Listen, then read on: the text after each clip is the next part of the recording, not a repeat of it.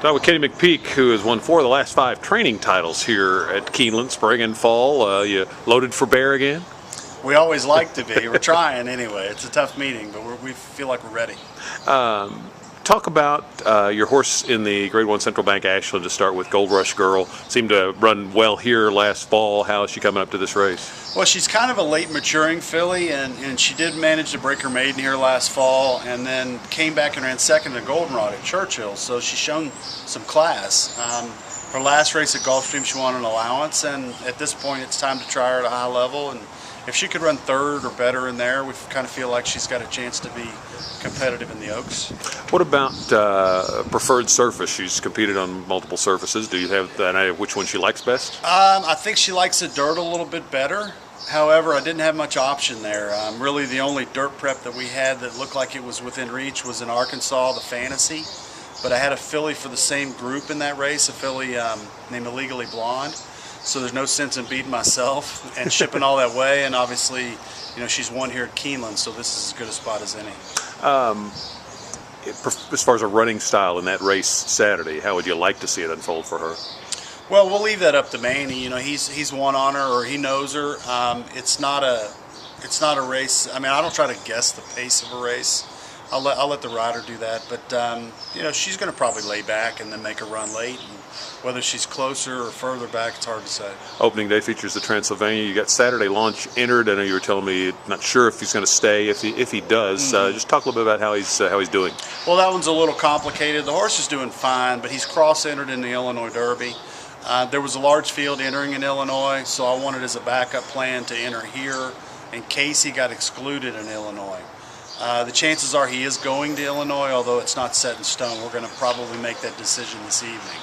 He's got to ship to Chicago tomorrow if he does go.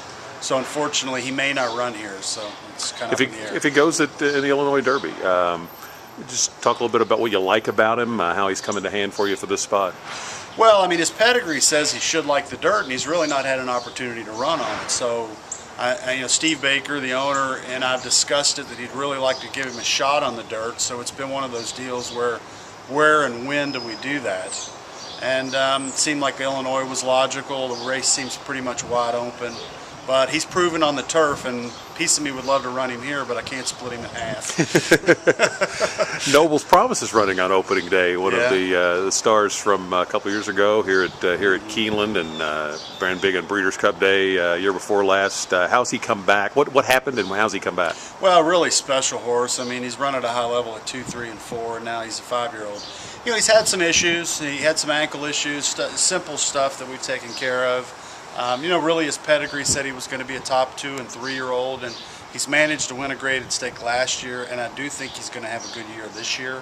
Having had him win the Grade 1 here as a 2-year-old, I know he'll like the surface, and he's pretty much loaded and ready. You got some of your others, big names from the past that are gearing up for Keeneland races later, right? You know, our superstar filly, which we love, Catman Blue, she's going to run in the Double Dog Dare on the 20th. We're real excited about that. And she's just had a fantastic, she got a nice rest, fantastic return. She's training super. Looking forward to that. And then we've also got Rogue Romance, who came off of a year layoff last week and won at Gulfstream. And he's going to come back in the Ben Ally.